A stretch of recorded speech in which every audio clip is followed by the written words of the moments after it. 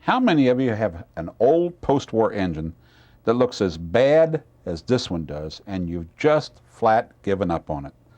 I'm going to show you how to take an old ugly engine like this and make it look like this. Let's go over the list of cleaning and refurbishing tools and materials that I like to use for a job like this. Palmolive dish detergent is just mild enough to let you clean the cab of a locomotive without hurting any of the paint and the lettering. Lacquer thinner can be used for hard to remove grease, but don't ever use it on paint and painted surfaces. 409 is a nice general spray cleaner that I like to use just to get the dirt and the dust off. Pipe cleaners, Q-tips, toothpicks, these are just general tools that are always helpful. I use two kinds of Dremel brushes. One is the metal bristle brushes, and the other is the fiber tip brushes for just cleaning. The metal brushes we use to get grease and gunk out of the wheels. Various paint brushes, toothbrushes, anything you can use to get into small tight places to really scrub the grease out. Always have a small blade and a large blade X-Acto knife around. They're always handy. And this little tool is an armature brush plate polisher. This is what we're going to use to clean the armature face with. This engine runs, but it runs bad. Let's take this engine apart. All post-war engines are a little bit different, but somewhere on the underside of the engine there's either going to be a Phillips or a slotted screw to get to the boiler and to get it off the frame. We'll take these two out. That takes the firebox truck off. And here's one in the front. And on this old 2046, there's one right in the top, right here. There we go. And this is pretty typical for what you're going to see inside a locomotive that hasn't been run for quite a while. We've got some old brittle wiring. You've got a smoke unit that has some old smoke powder accumulated on it. You have the mechanical reversing unit. And this is a side frame steam locomotive, which says that over here are the armature brushes, and these two screws remove the armature brush plate. Well, the first thing we need to do is make sure that the armature is clear. So let's get that brush plate off and take a look at it. Now be careful when you lift this off, because these two brushes, here and here, have a spring pushing them down. Now those brushes need to move freely in that pocket. They may be trapped with old grease, but they may not be. So when you lift this off, be sure that you don't lose the brushes. This is the face of the armature. This is the brush plate.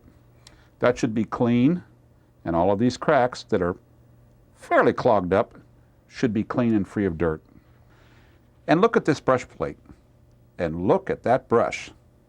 It's completely clogged with grime and gunk. That needs to be cleaned. The brush plate needs to be cleaned out. The pockets need to be cleaned out. And we need to resurface this armature. We're going to continue to dismantle the locomotive and get down to the point that we can clean all the mechanical parts. And we're going to go all the way down to, but we're not going to take off the wheels. Putting the wheels back on and getting them quartered correctly takes some special quartering tools that most of us just don't have. That's a job for a Lionel Service Center. Now we're going to take off the steam chest, and on this locomotive it's two screws right here, but on yours it's going to be, they could be on the underside or they might be inside like this. Get the pilot wheels off. And then the last thing is to remove the valve gear screw on both sides. And we're going to get the valve gear off too. Oh, look at that. That screw is bent. See that? See the way that's wobbling around as you turn the screw? We're going to have to fix that. If you don't straighten that screw, it can make the valve gear bind and lurch, make the engine run poorly. Well, we've got all the valve gear off except for the side rods. And to remove them, it's worth your time and trouble to get the right tool for the job. These are always in very tightly. Over time they corrode a little bit. Never try to remove these with a pair of pliers or vice grips, go get the right tool. Either get a nut driver or get a wrench that exactly fits this nut. In my case, this one's a 7/32. That will change and that will be different depending on the engine that you're working on. But you need a good tool like this so that you can break it loose. Ah, that one was hard. Okay, we'll get that one out. Let's see if this one's as hard. Nope, that one came pretty easily. We'll remove that one. Now we'll go to the other side and take these last two off. Boy, that one's really stiff. If you have the right tool, your chances of getting these hard ones out are much, much better than if you don't. And the last thing that we need to do is unsolder the wires here, and we'll unsolder the wires here so we can work on the smoke unit. Let's take a look at some of the other things. We'll start with the firebox truck. First thing, we'll look and see if we have any, oh, there's a bent axle. See that? See how wobbly that is? The obvious bends like that, we'll just move it around till we see the bend real good. Okay. Reach in with a pair of pliers and bend it back. That's much better. How about the front truck? No, he looks pretty good. But we do have lots of gunk. See how that is radiused in there? That should be a tight corner, just like that one. When it gets like this, that's when the front truck jumps on all the curves and you don't know why. It's because there's a buildup of grease and gunk in there and the wheel no longer wants to follow the rail. I've mounted a Dremel wire brush tip in this Dremel tool, and we're going to use that to get the grease out of this flange. There's a secret to doing this. Instead of trying to grind it out, just let the bristles of the wire wheel run in the groove like that, and they will pound that grease out. Just let it run long enough and it'll get clean all by itself.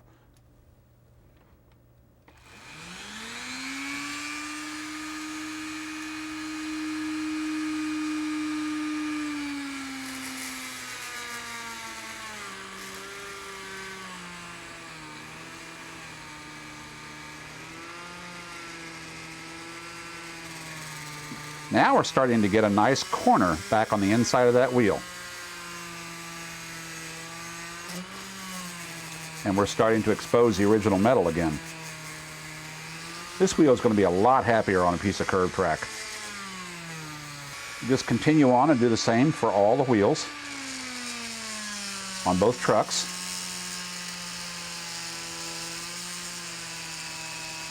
And be patient. You don't have to turn the wheel sideways. Just be patient, and the tips of the wires will knock all that grease loose. And do the same thing to all the wheels on the trailing truck too. That looks a lot better. Now when you're done, always give the inside of it a look, because there's lots of little rust spots on the inside. Let's get all the obvious rust off. Just a little bit there, a little here. Same thing on this side. But don't do the outer part in here. Wait till you get the bristle brush for that. But never do the cast parts. The frames on these need only the bristle brush. Don't ever use the wire brush on those parts. Let's take a look at our boiler casting. Well, already I can see the handrails are a little bent up, so let's pull these out and set them aside. We're going to straighten those handrails later and polish them up a little bit. They'll just slide right out like that. And somewhere back in this guy's history, somebody has lost the right black screw that holds on the boiler front, and they replaced it with this old ugly shiny one. Do yourself a favor, look for the parts suppliers that we advertise in O-Gauge Railroading magazine. See if you can find the original black screw for this. If not, at least paint this one black. And this is a small thing, but I love to do this to all post-war locomotives. See this little bell? Originally, this was a nice, shiny silver bell on a post-war Lionel locomotive. It can be that way again. It's real easy. All we have to do is take a punch and tap that bell out right there on the bottom of that stud. Then on the inside of the locomotive, all of this residue is left over from the old post-war Lionel smoke pills. This needs to be scraped with a flat blade screwdriver or an X-Acto knife And then the rest of it we'll get out when we clean the shell over at the sink. We're going to be working with some solvents here, so I've put on my new O-Gauge railroading back shop apron to keep my clothes protected, and pour a little turpentine paint thinner into a cake pan, and just take a brush and clean as much as you can of all the general grime and grease off of the engine frame, the rollers, everything.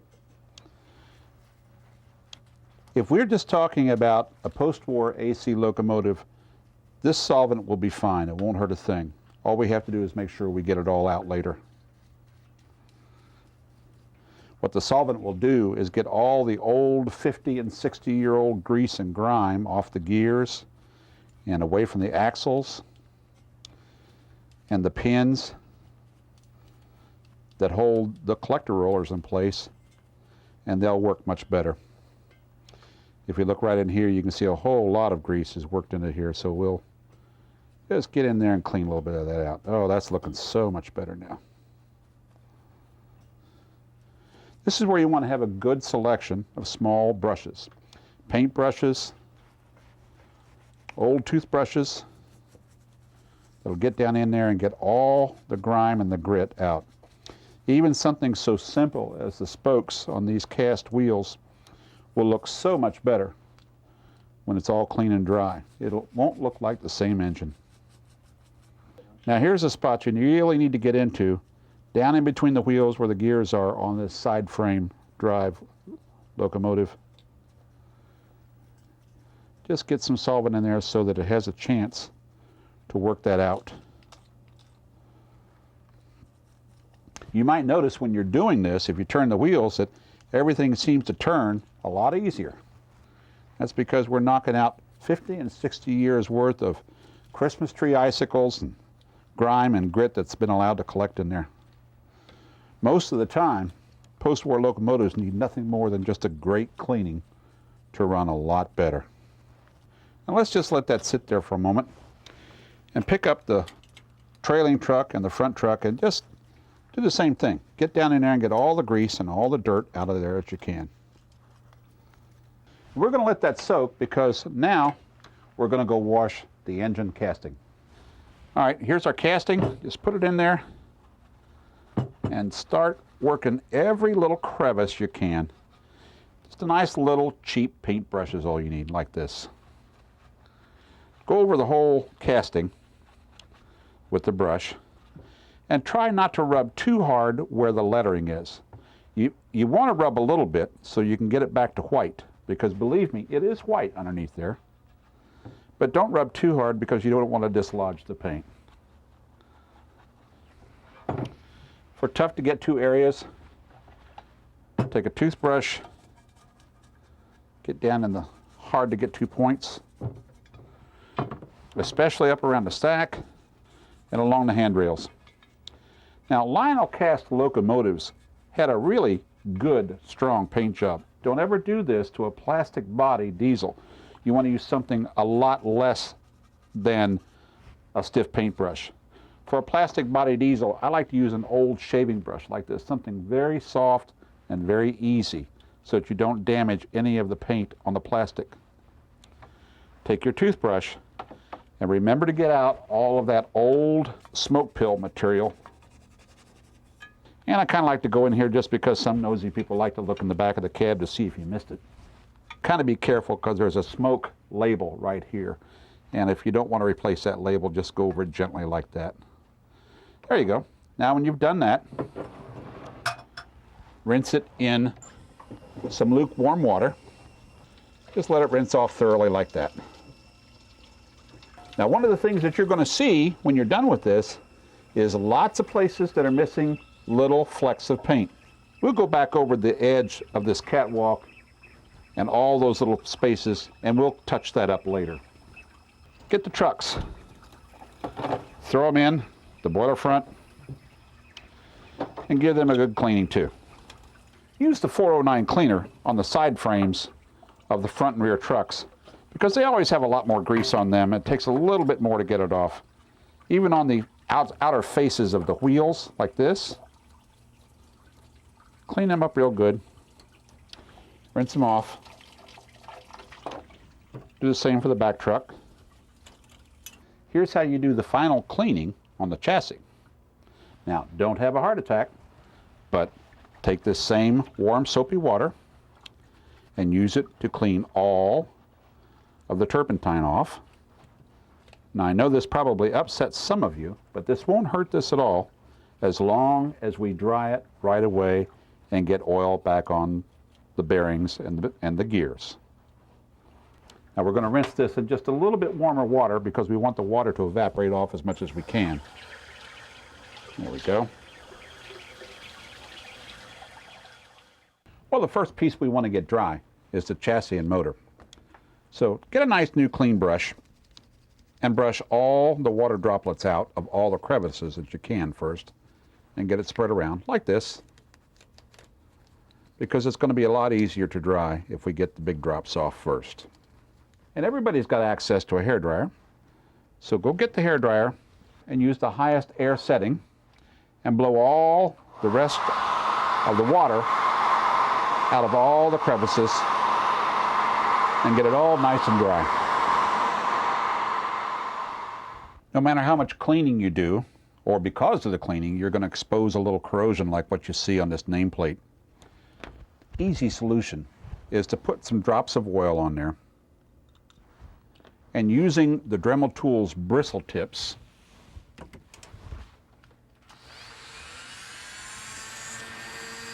at a low speed, just clean that up like this. Now this is the bristle brush, not the wire brush. Don't use the wire brush for this. Just use the bristle tip, sort of like polishing. And another place to do this is on all of the cast wheels.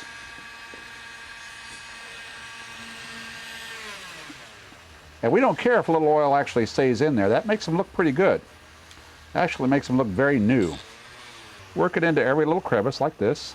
And when I'm done here, I want you to see the difference between this wheel that we've done and the ones that we haven't. Now look how much nicer this wheel looks than this one. Now just do that on all the drive wheels and all the side frames on the trucks. Here's how to do the side frame. Put a few drops of oil on like this. Spread it around a little bit at first with a general bristle brush. And then use the bristle Dremel tool and just do a little polishing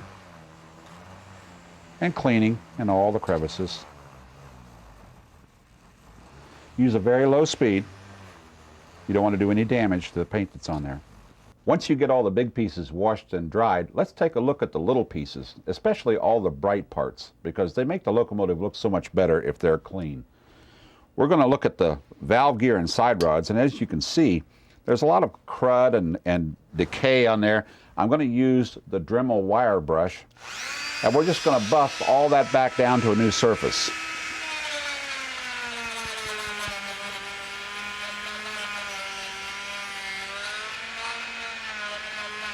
There we go. That's looking so much better.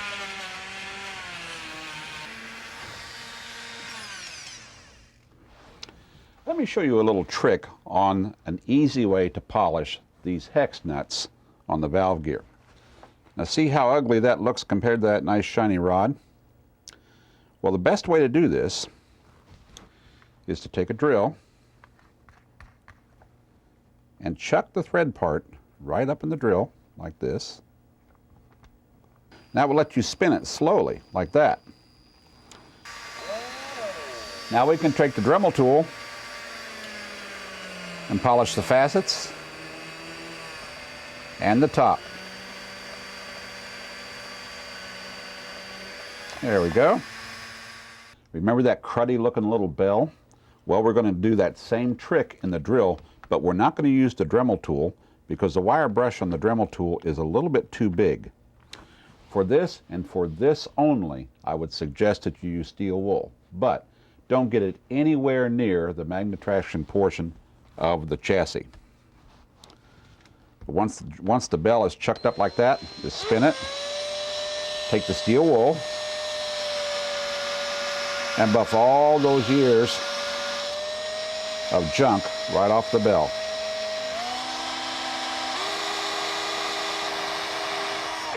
There we go.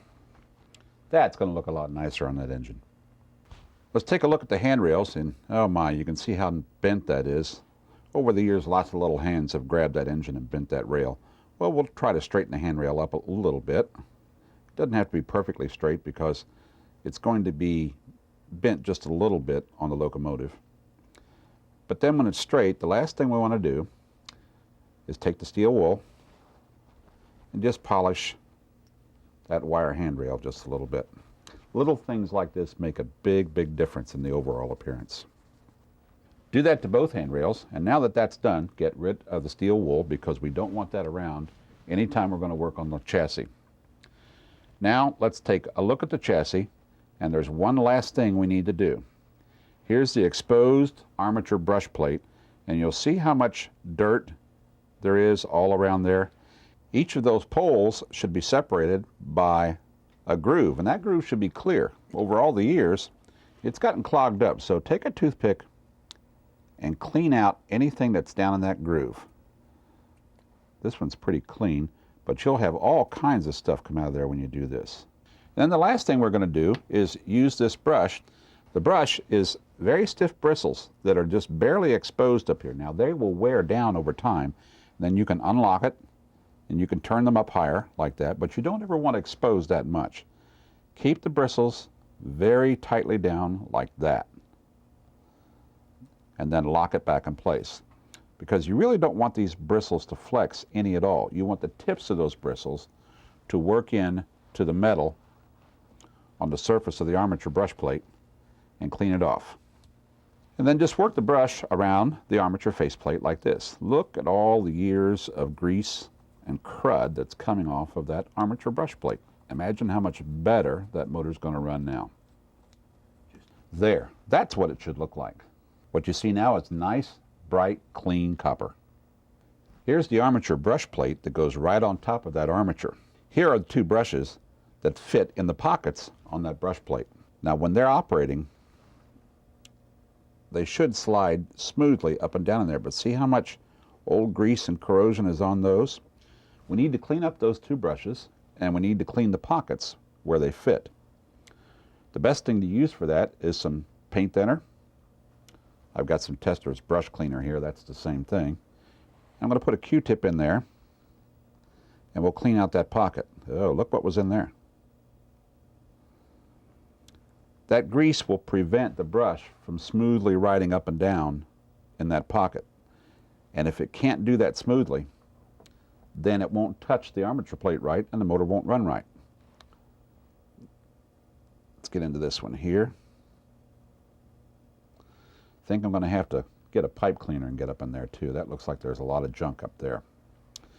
This is just a standard pipe cleaner, which you can buy in any pipe store.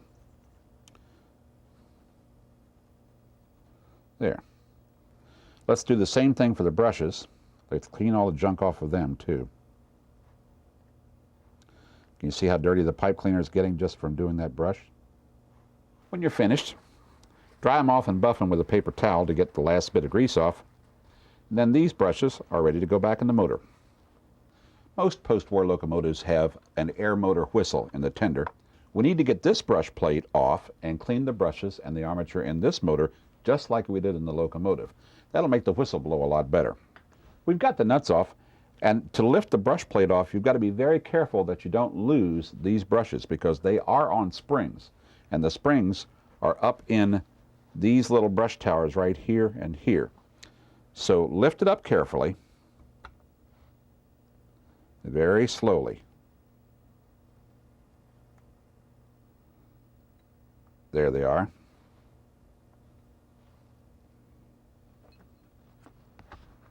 Here's one of them. And here's the other one. They're very easy to lose, and once they hit the floor, I guarantee you they will bounce to the farthest point in the room. Let's get a toothpick and clean in between these slots. Get all the foreign matter out of them. There we go. Now let's get our brush plate cleaner and do the same thing to this armature that we did to the one on the engine. Don't forget the little towers where the springs and the brushes reside. Let's do the same thing there that we did with the engine's armature plate. We'll clean those out with a Q-tip, and we'll clean these brushes the same as we did the brushes on the engine's motor. And then the last thing we're going to do is put 1 drop of oil all the way down at the base of the armature shaft, right where it goes in to the whistle box. There's a bearing there. If you blow the whistle on your old post-war locomotive and you hear it grinding more than you hear it whistling, that's the problem. Turn the chassis on its side and turn the brush plate up like this so that you can slide the springs into the pocket on the brush plates. Make sure they're free to move, and they do. Then position the armature shaft and the motor back up onto the brush plate. There we go. Then before you put the nuts back on top of the brush plate, make sure you see the brushes pushed down and making contact with the armature plate, like this. Once you're sure the brushes are all right, then you can put the nuts back on to secure the brush plate, and then put 1 drop of oil right here. Now, after we've done all this work to make this mechanically perfect, we sure don't want to put this old ugly tender shell with broken steps back on it. I've gone to some of our parts suppliers in O-Gauge Railroading magazine, and I bought a tender shell for reproduction, but see how much better that looks. And look how much better that's going to look. And this one, trash. I've set the tender aside, and while we've got brush plates and brushes on the mind, let's do the one on the motor chassis. Here's the brush plate, and the best way to do this is to take the brush, realizing it has that slot in the top, put it into its holder, push on it and turn until you feel it latch. There it is, right on that spring. Okay? Put the second one in. Okay. And just like we did the tender, we'll try to hold the brush so that it's like so, and we'll put the motor onto the brush plate. Now hold it on there, locate it in place, note the 2 brushes and the 2 springs in the slots. Then we're going to put the last 2 screws to hold that plate back on the chassis. And just like we did in the tender, let's put a drop of oil right on the tip of that armature where it comes through the brush plate. And on the other side, where it comes through this metal pin right here. This would also be a good time to put some grease on the gears. So we'll get down in here with our little grease gun. And it's not necessary to cover all the gears, just cover a few of them like this, and then we'll turn it so that it works into all the gears on the motor. And you really don't need a lot of grease, that's all you need. If you use more than that, it'll sling out all over the rails. Well, we've cleaned the mechanical unit and mounted it back in place. We cleaned up the smoke unit, got him remounted, put all the valve gear back on and the steam chest. So now we need to check and make sure that all the valve gear turns correctly, and it does. And the smoke unit puffer is working.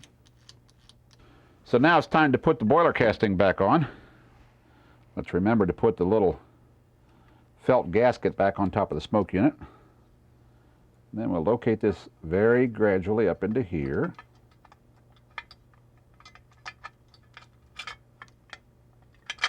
There we go. Yep, gasket stayed on.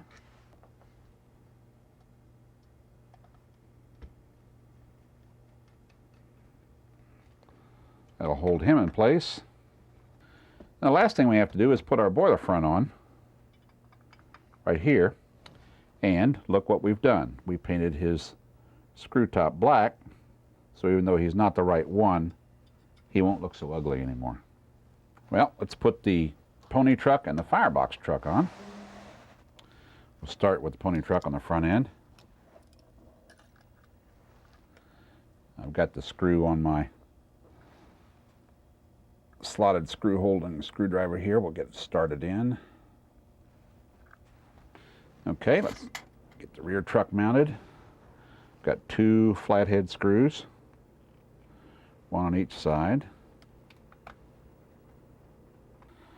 Okay, now will be a good time, since we have all these wheels exposed. Let's get the oil and go down and put oil on every part that moves. Next thing we need to do is get the handrails back in. So we got to straighten all of these handrail stanchions because some of them have gotten turned while we've been handling the engine. There we go. And thread the rail in from the front.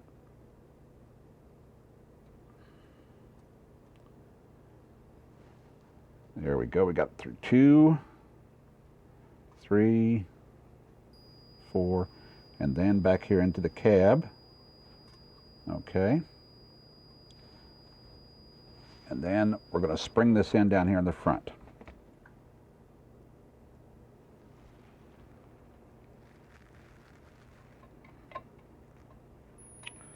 There we go.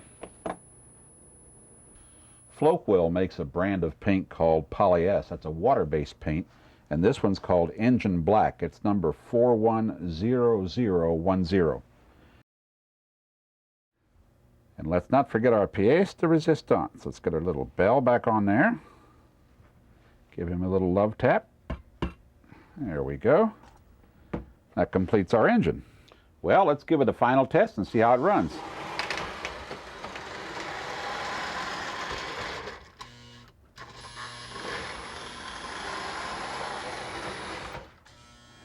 Now let's try the whistle. Oh, that works out real well. Well, that'll complete the refurbishment of our post-war locomotive.